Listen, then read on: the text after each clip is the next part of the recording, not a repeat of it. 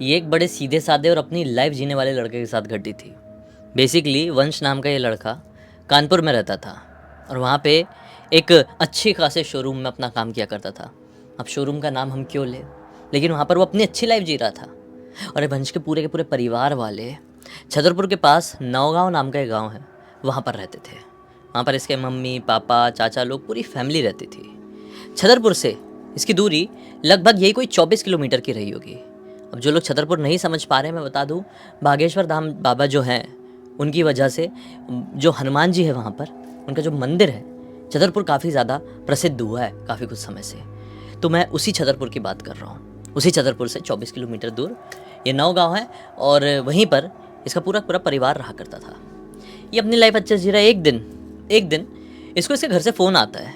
Phone में बताया जाता है कि वंश, तेरे चाचा की बहुत तबीयत ख़राब हो गई है भाई, तू जल्दी से कैसे भी करके आ जा। अब वंश ना अपने काम में ही था उस समय। फटाफट एप्लीकेशन लिखता है, छुट्टी मांगता है आने वाले 5-6 दिन की, और ऑफिस वाले समझ जाते हैं, छुट्टी दे भी देते हैं। अब टारगेट ये था कि कानपुर से नौगांव पहुंचना है। By bike by road approx 6 घंटे लगते हैं। बहुत तेज़ भगा के जाए तो 6 घंटे। ये किसी बस या किसी और दूसरे साधन का इंतज़ार नहीं कर सकता था, क्योंकि ये बोला गया था कि चाचा की तबीयत ऐसी ख़राब हो गई है कि वो होश में भी नहीं आ रहे, आँख नहीं खोल पा रहे हैं। उनका हीमोग्लोबिन जो है वो 3 में चले गया है। तो मामला बहुत क्रिटिकल था, ये समझ गया। हालांकि ऐसा नहीं था कि इसने पहली बार, मतलब पहले कभी भी ये बाइक से नहीं गया था, ये कई बार बाइक से जा चुका है। लेकिन हड़बड़ी वाली सिचुएशन होती थी ना इसके जीवन में, तो इससे गड़बड़ हो जाती थी। बहुत बार ऐसा हुआ था और इसीलिए जब कभी भी जल्दीबाजी या हड़बड़ी होती थी तो ये बाइक से ट्रैवल नहीं करता था। लेकिन आज मामला थोड़ा डिफरेंट था, लीग से बाहर का था, इसलिए डिसाइड किया कि बाइक से ही जाना पड़ेगा। फटाफट एप्लीकेशन दिया, सब बैग वैग बांधा घर पे जाके अपने रूम में जहाँ पर वो रहता था अकेला, और फिर अपने बाइक को लेकर पेट्रोल पंप पहुंचा और टैंक फुल कराया, और फिर बहुत तेज़ी से भगाते हुए सेफली ये अपने गांव पहुंच गया, नौगांव। वहाँ पर देखा कि चाचा जी नौगांव के एक हॉस्पिटल में एडमिट है और बहुत बहुत ही ज़्यादा, मतलब ज़रूरत से ज़्यादा उनकी तबीयत ख़राब है। अब वहाँ पर जैसे इसका जाना हुआ है, 15-20 मिनट बाद डॉक्टर्स ने बोल दिए कि इनको हम रेफ़र कर रहे हैं, आप छतरपुर लेकर जाओ। छतरपुर में और भी बड़े अस्पताल हैं, वहाँ पर एडमिट कराओ, यहाँ पर ये केस संभल नहीं पाएगा हमसे। बोले ठीक है। अब गाड़ी, एम्बुलेंस जो है वो अस्पताल की ही थी, तो एम्बुलेंस के थ्रू चाचा जी का ट्रांसफ़र किया जाना था। एम्बुलेंस में परिवार के और भी जो लोग थे वो सवार हो गए और अब अपना ये अकेला बचा। तो ये अकेला बाइक से बढ़िया छतरपुर तक पहुँचा। वहाँ पर एम्बुलेंस पहले ही पहुँच चुकी थी। चाचा जी को भर्ती कराया गया, ज़रूरत की चीज़ें दी गई और ब्लड वगैरह की ज़रूरत थी वो भी चढ़ाया गया, और चाचा जी की हालत में थोड़ा सा एक बूंद का सुधार दिखा। छतरपुर वाले अस्पताल में जब चाचा जी को लेकर पहुंचा गया तो उन लोगों ने दिलासा भी दिया कि चिंता मत कीजिए, ये केस हमसे संभल जाएगा और हम सब ठीक कर देंगे। घर वालों को थोड़ी तसल्ली हुई, लेकिन अब तक काफ़ी ज़्यादा रात हो चुकी थी। रात के तकरीबन 1:30 बज चुके थे और पिछले काफ़ी दिनों से नौगांव में, जहाँ पर इन लोगों का गाँव था, वहाँ पर चोरी वोरी बहुत ज़्यादा हो रही थी। तो सब लोगों को चिंता भी है कि पूरे के पूरे परिवार वाले इधर छतरपुर में चाचा जी के अस्पताल में बैठे हुए, इनके साथ चाचा जी की तबीयत ख़राब, इस चक्कर में कहीं गांव में घर में चोरी वोरी ना हो जाए। घर में सबको चिंता लगी हुई थी, मतलब अस्पताल में घर वालों को सबको चिंता लगी हुई थी। फिर फाइनली इसकी तरफ देखा जाता है, अपने वंश की तरफ, और वंश को देखकर कहते हैं कि बेटा वंश, चाचा के पास तो यहाँ पर पूरा का पूरा परिवार है, तू रुक कर क्या करेगा? एक काम कर बेटा, घर चले जा। पिछले काफ़ी दिनों से काफ़ी ज़्यादा चोरी वोरी हो रही है, तू घर पर रहेगा तो चोरों वोरों की हिम्मत नहीं होगी। इसने बोला कि ठीक है, अगर ऐसी बात है तो मैं चला जाऊँगा। तो हड़बड़ी में एकदम चाबी अभी अपनी निकालने लगा। वंश की मम्मी रोकती, अरे बेटा वंश सुन तो ले, तू जा रहा है ठीक है, लेकिन आराम से जाना, हड़बड़ाते हुए मत जाना, कोई ऐसी जल्दी नहीं है, काफ़ी ज़्यादा रात हो गई है। हाँ, रोड पूरी खाली तुझे मिलेगी, लेकिन गाड़ी भगाना नहीं है। और अपने गांव से जस्ट पहले एक और गांव लगता है, तुझे नहीं पता तो बता दूँ, तो बहुत टाइम से कानपुर में रह रहा है। उस गांव में काफ़ी दिनों से सड़क हादसे हो रहे हैं। रात बेरात वहाँ से जो कोई भी गुजरता है, मैक्सिमम लोगों की गाड़ी वहाँ पे पता नहीं क्या होता है क्या नहीं, ठुक ठाक जाती है और बहुत ज़्यादा लोगों को चोट आती है। वंश जाते जाते शॉक्ड हो गया कि ये कैसी बात कह रहे हो मम्मी, ये कैसे हो सकता है? उसी गांव में उसी रोड में रेगुलर एक्सीडेंट हो रहे हैं।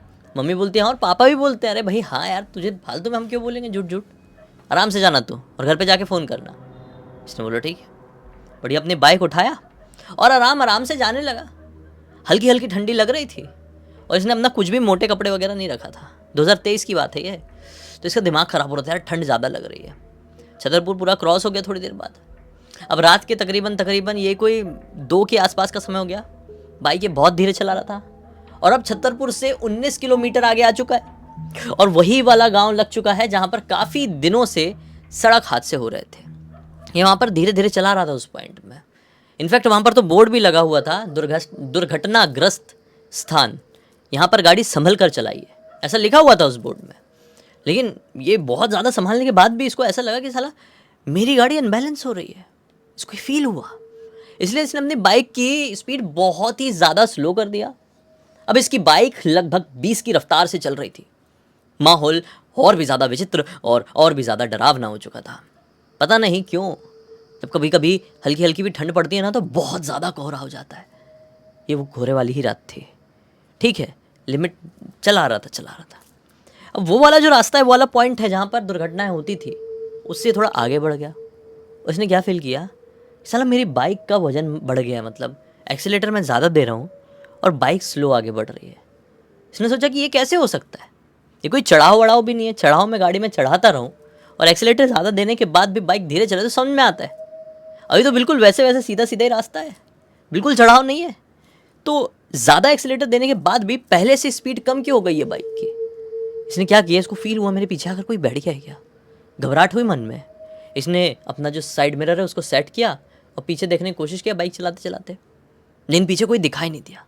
फिर इस तरफ वाला सेट किया, इधर भी कोई दिखाई नहीं दिया, और एक बार अब पलट के देख लिया तो पीछे कोई नहीं था। लेकिन उतने में गाड़ी एकदम लहरा गई और बिल्कुल गिरते गिरते बची। अपने आपको संभाला, बोला क्या हो रहा है यार, यहाँ पे सही में दुर्घटनाएं होती होगी पक्का। जब मैं इतना संभल कर इतना सतर्क होकर चला रहा हूँ और इतना कुछ मेरे साथ यहाँ पर हो रहा है, तो जो लोग अनजान रहते होंगे और यहाँ से गुजरते होंगे अपनी मस्ती में, उनके साथ क्या होता होगा। ये अपने आप को संभाला और फिर वापस से अपनी गाड़ी बढ़ाने को जैसे ही हुआ है, इसको थोड़ी आगे बिल्कुल राइट साइड में एक पेड़ था। उस पेड़ के नीचे एक औरत दिखाई दी। यह औरत बिल्कुल साधारण कपड़ों में खड़ी हुई थी, लेकिन इसे बड़ी अजीब तरीके से घूर रही थी। घूरने के साथ साथ वैसी कनिंग से स्माइल दे रही थी कि उसकी स्माइल इसको यहाँ पर चुप रही थी। वो औरत बड़ी अजीब तरीके से ऐसा क्यों देख रही थी, इसको समझ में नहीं आया। इसने उस औरत को इग्नोर किया। मन में कुछ सेकंड के लिए आया कि कोई पागल होगी, मुझे इस तरीके से घूर रही है और यहाँ पर खड़ी है। मैं गाड़ी अपनी आगे बढ़ाता हूँ। अब भाई आप लोग सोच रहे होंगे कि इसके दिमाग में ये कैसे आया। बिल्कुल आ सकता है। अगर आप किसी भी अनजान सुनसान रास्ते से भटक रहे हैं, जा रहे हैं, और अचानक से आपको कोई वहाँ पर दिखाई दे दे, तो आपका माइंड इस तरीके से भगवान ने डिज़ाइन किया है कि आप तुरंत ही उस चीज़ को देखकर भूत नहीं समझेंगे। आपके मन में पहले तो ये आएगा कि वो कोई नॉर्मल इंसान है। एक दो बार आप अपने आप को मनाने की कोशिश करेंगे, आपका दिमाग आपके मन में डालने की कोशिश करेगा, नहीं सब ठीक है, सब नॉर्मल है, घबरा मत। लेकिन जब कुछ ज़्यादा ही डरावना दिख गया, तब आपको समझ में आएगा नहीं ये इंसान हो ही नहीं सकता, ये भूत है। तब आपके दिमाग को सिग्नल मिलेगा कि भाई भागना है। इसी तरीके से दिमाग डिज़ाइन है। आप कभी आजमा कर देख लेना, सच्चा का भूत भी आपके सामने आ जाएगा तो आपको लगेगा मेरा वहम या कोई इंसान ही है ये। तो उसको यही लगा उस समय, वंश को इग्नोर करके अपनी बाइक की स्पीड और बढ़ा दिया। एक मोड़ आया, वो मोड़ लिया। थोड़ी आगे जाने के बाद अब लेफ्ट साइड में एग्जैक्टली वही औरत एक पेड़ की डाल में बैठी हुई है और अपने पैर ऐसे ऐसे हिला रही है, दोनों पैर। इसने देख लिया भाई, और सेम टू सेम वही स्माइल के साथ बड़ी बड़ी आंखें लिए इसको घूर के देख रही थी। इसका दिमाग खराब। इसने अपनी बाइक की स्पीड बहुत तेज बढ़ा दिया। बोला यहाँ पर स्लो नहीं करना है, मामला बिगड़ जाएगा। बहुत तेज। अब समझ गया भूत बात है, भगा रहा है। अब बदकिस्मती से फिर से जब इंसान घबराया हुआ रहता है, डरा हुआ रहता है ना, तो इंसान ना रास्ता भटक जाता है, चीज़ें समझ में नहीं आती, दिमाग सही तरीके से काम नहीं कर पाता है, आप ब्लैंक हो जाते हैं। और ये उस समय के लिए ब्लैंक हो गया था। बहुत तेज भगान लगा इधर उधर, जुब जुब जुब जुब जुब जुब जुब जुब, और जुब जुब भगाने के चक्कर में ये बहुत ही आगे निकल आया। काफ़ी समय बीत गया। दिमाग खराब। मीटर में देखा बाइक के तो छतरपुर से लगभग 55 किलोमीटर आगे आ चुका था। ये क्या मैटर है भाई। अब चलाया जा रहा है, बाइक चलाया जा रहा है, मोबाइल ऑन करने की कोशिश कर रहा है, मोबाइल हो गया था इसका स्विच ऑफ। ये गूगल मैप वगैरह लगा ले और उससे घर पहुंच जाए, स्विच ऑफ हो गया था। मतलब किस्मत में पता नहीं क्या है क्या नहीं। वो तो अच्छा है गाड़ी में जो मेरा पेट्रोल है वो फुल था। थोड़ी आगे जाने के बाद इसे एक स्टोन क्रशर मशीन जो होती है ना वो दिखाई दी, और वहाँ पर कुछ लेबर्स काम कर रहे थे। उनके पास जाके अपनी बाइक रोका, उनसे पूछा कि नौगांव का रास्ता कहाँ पर है, आप बता सकते हैं क्या? गांव, वो जो लेबर लोग थे वो गांव वाले ही थे, पास के गांव वाले, वो बोलते अरे भाई तुम कहाँ आ गए हो, तुम बहुत दूर आ गए हो, नौगांव तो पिछले 45 किलोमीटर तुमसे पीछे छूट गया है, तुमको उल्टा जाना पड़ेगा। ये डर गया थोड़ा सा, रात काफ़ी ज़्यादा हो चुकी है, 3 के आसपास का समय हो गया है। इसने अपनी बाइक घुमाया और बहुत तेज़ भगाते हुए फुल स्पीड में, समझ लो, ये फाइनली डर वर अपने दिमाग से निकाल दिया। अब इसको रास्ता अपने घर पे पहुंचना था और ये घर पहुंच गया, जैसे तैसे करके बोलो पहुंच गया। अपनी बाइक लगाया, ना हाथ धोया, ना पैर धोया, ना कपड़े चेंज किया, अब भड़भड़ाते हुए अपने घर की छत में जाकर सो गया। अब आप लोग सोचेंगे कि ये छत में क्यों सो रहा है? इसके मन में डर था, घर इसको डरा रहा था, ना जाने क्यों। वो जो अजीब सी शांति, घर में जो रात का अंधेरा था, वो इसके मन में एक ऐसी डर की लहर पैदा कर रहा था ना कि उसका एक्सप्लेनेशन मेरे पास नहीं है और उसके पास भी नहीं था। इसलिए अपने घर में नहीं सोया और छत में चले गया और छत में पूरा कंबल ओढ़ कर सोने की कोशिश करने लगा कि खुला खुला रहेगा तो ज़्यादा डर नहीं लगेगा। लेकिन इसको नींद ही नहीं आ रही थी, बार बार वही औरत का चेहरा सामने दिखाई दे रहा है कि कैसी वो बैठी हुई थी यार पेड़ के ऊपर, कैसे मुझे वो पहले दिखाई दी थी 2 बार एक ही और 100% चुड़ैल थी यार, मुझे आज रास्ते में चुड़ैल दिख गई। मैं तो इन सारी चीज़ों के ऊपर ज़्यादा विश्वास नहीं करता था, ऐसा सोच रहा है। और थोड़ा और समय बीत गया, अभी भी दिन नहीं निकला था, मतलब अभी भी अंधेरा ही था। समय की तरफ इसने देखना ज़रूरी भी नहीं समझा और मोबाइल स्विच ऑफ ही था, इसने चार्ज करना भी ज़रूरी नहीं समझा। फिर कुछ ही मिनटों बाद इसको एक ठंडी हवा का झोंका समझ में आया। ठंडी हवा का झोंका, जैसे झोंका, ये कंबल ओढ़ा हुआ है ना, इसको छू के ऐसे चेहरे से गया। देखो मेरे रोंगटे खड़े हो गए, उसके भी ऐसे रोंगटे खड़े हो गए थे। डर तो मानो इतना ज़्यादा लगने लगा था कि कुछ ही देर में सांसें अटक ना जाए। इसीलिए उसने तुरंत ही अपना कंबल नीचे किया, आंखें नहीं खोला, कंबल नीचे किया। और जैसे ही कंबल नीचे किया उसे फील हुआ कि मेरे बाजू में कोई सो रहा है। लेकिन बाजू में कोई कैसे सो सकता था? पूरे घर में, पूरे छत में इसके अलावा कोई और था ही नहीं। इसलिए इसने आंख खोलकर देखना जरूरी नहीं समझा। फिर कुछ सेकंड बाद इसको फील हुआ कि मेरे बाजू में जो कोई भी सो रहा था वो उठ के गया। और जैसे कोई उठ के गया ऐसा फील हुआ, इसने अपनी आंखें खोला और पूरे छत में कोई नहीं था। इसने बोला भाड़ में जाए छत में, मैं तो नीचे ही ठीक हूँ, कमरे के अंदर ही ठीक हूँ, कम से कम वहां पर भगवान का मंदिर तो है हमारे घर। जल्दी जल्दी जाता हूँ और मंदिर के सामने बिस्तर बिछा के सो जाऊंगा करके। तो जल्दी जल्दी उठाया अपनी जो चटाई, चादर, गद्दा लेकर आया था और नीचे की तरफ उतरने लगा। जैसी सीढ़ियों से नीचे की तरफ उतर रहा था तो घर के मेन गेट के सामने वही औरत इसको दिखाई दी। और इस बार तो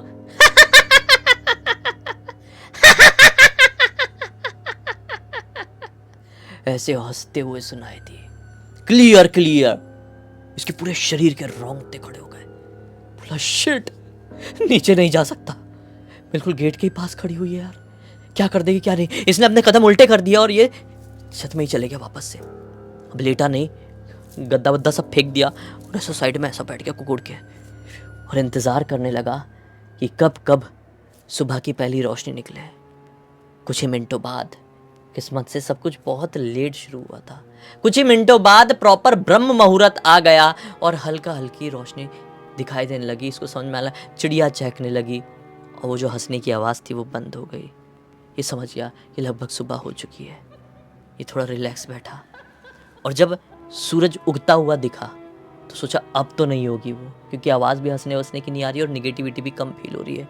उठा, नीचे तरफ झाँक कर देखा, मेन दरवाजे के पास कोई नहीं था, मेन गेट के पास मतलब। ये जल्दी जल्दी नीचे उतर कर गया, अपने घर की सारी लाइट वाइट चालू किया। घर में हनुमान जी का मंदिर बना हुआ था, अगरबत्ती वगैरह जलाया, आरती किया। फिर मोबाइल चार्ज में लगाया, मम्मी को तुरंत फ़ोन किया, मम्मी कब तक आ रहे हो आप लोग यार, जल्दी बताओ यार। मम्मी सुन के समझ गई कुछ गड़बड़ हुआ है। मम्मी ने बोली क्या हो गया, बता तो सही। बोला नहीं, फ़ोन में नहीं बताऊंगा, आप लोग जल्दी आओ यार। मम्मी ने बोली अच्छा ठीक है मैं ही आती हूँ। तो मम्मी को किसी ने घर तक छोड़ा, किसी के थ्रू छुड़वाया गया होगा। मम्मी आई तो मम्मी को इसने पूरी बात बताया। तब जाकर इसकी मम्मी इसको बताती कि बेटा तेरे साथ जो कुछ भी हुआ वो तेरे दादाजी के साथ भी हो चुका था। तेरे दादाजी लाइनमैन हुआ करते थे, छतरपुर से लौट रहे थे, वहीं पर काम पे जाते थे। तो रात में उनको रेगुलर वो मिलती थी, रेगुलर। वो बीड़ी पीने के शौकीन थे, तो रास्ते में उनसे मिलती थी। वो साइकिल से आना जाना करते थे और बीड़ी मांगती थी। किसी दिन बीड़ी ना मिले ना तो उनके साथ साइकिल में बैठ के आती थी और घर तक आती थी, बोली तू घर तक ले चल और घर पे बीड़ी देना। और जब वो घर पे पहुंचते थे, पीछे पलट कर देखते थे तो वो साइकिल में नहीं बैठी रहती थी। दादाजी के साथ तेरे बहुत टाइम तक ये हुआ था। फिर तेरे दादाजी को किसी ने बताया कि उससे बचना है तो एक काम करो, एक छोटे से हनुमान जी के मंदिर का निर्माण करा दो वहीं पर जहाँ पर तुमको मिलती है, और वहाँ पर पूजा वूजा करके ही सुबह जब जाते हो काम पे तो पूजा करके जाया करो। तो जब से तेरे दादाजी ने वहाँ पर मंदिर बनवाए थे, चीज़ें वहाँ पर उनको दिखना बंद हो गई थी, वो औरत चुड़ैल। फिर समय के साथ वो मंदिर ख़त्म हो गया वहाँ से, जो ऐसी प्राकृतिक चीज़ें हो जाती है उसकी वजह से। तेरे दादाजी का भी देहांत हो गया कुछ सालों बाद, लेकिन हमने फिर कभी वापस से उस चुड़ैल के बारे में सुने नहीं उस रास्ते में। अब तुझे वो दिखाई दी। क्या बेटा ऐसा क्या? बोला मम्मी अब जो भी हो मैं रात में तो वहाँ से आना जाना करूँगा ही नहीं, और बजरंगबली से छतरपुर जाकर मैं आशीर्वाद मांग लेता हूँ, बागेश्वर धाम जाकर, कि बजरंगबली आशीर्वाद दो, जैसे मेरे दादाजी को बचाए थे मुझे बचा लो, मेरा कोई लेना देना नहीं उस चुड़ैल से, पता नहीं मेरे पीछे क्यों पड़ गई है। इसने वही किया और फिर उसके बाद से इसको कुछ दिखाई नहीं दिया। इस पूरी घटना की जानकारी मुझे वंश ने ही इंस्टाग्राम पर लिख कर भेजा, मैंने सोचा आप लोग को सुनाऊँ, आप लोग मज़ा आ जाएगा, आया कि नहीं? अब तक देख लेते इसी बात है तो लाइक ज़रूर कर देना, चैनल को सब्सक्राइब कर देना, और इंस्टाग्राम और हमारी वेबसाइट की लिंक वीडियो के डिस्क्रिप्शन बॉक्स में मिल जाएगी। इंस्टाग्राम